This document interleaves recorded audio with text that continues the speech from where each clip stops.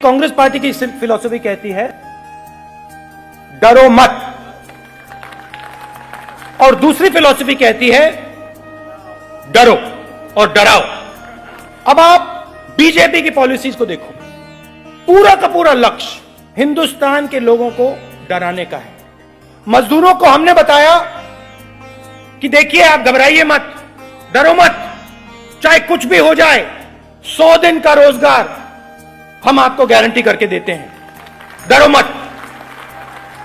मोदी जी ने उनका पैसा छीना।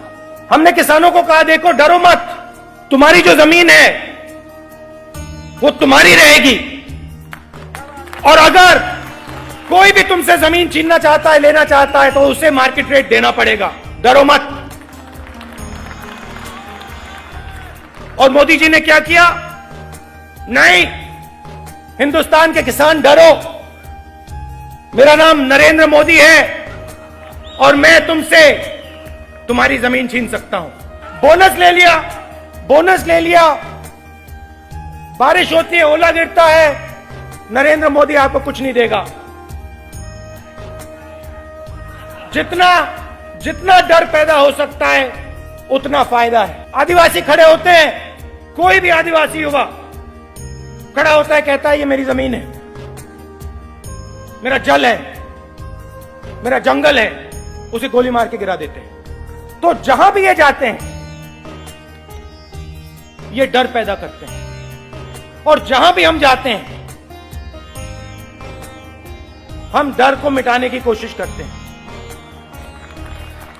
इनकी राजनीति की बेसिस, इनका जो स्ट्रक्चर है, ये डर को क्रोध में बदलने का स्ट्रक्चर है। इनका यही काम है, और ये काम यहां पे 2 साल से 2.5 साल से नहीं हो रहा है। ये काम इस जमीन पे हजारों सालों से हो रहा है, और यही लोग कर रहे हैं, यही विचारधारा कर रही है। हम मानते हैं कि इस देश की जनता को किसी से, किसी चीज से डरने की जरूरत नहीं है।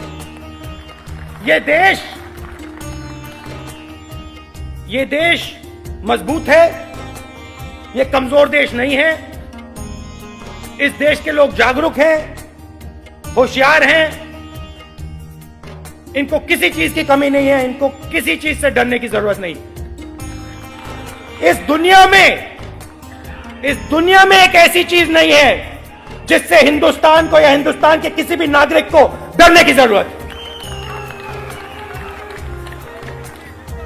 और जब ये देश को बताते हैं, जब ये हिंदुस्तान के किसान को बताते हैं, मजदूर को बताते हैं, युवा को बताते हैं कि तुम्हें डरने की जरूरत है, तो ये इस देश की इज्जत नहीं करते हैं, इस देश की शक्ति की इज्जत नहीं करते हैं।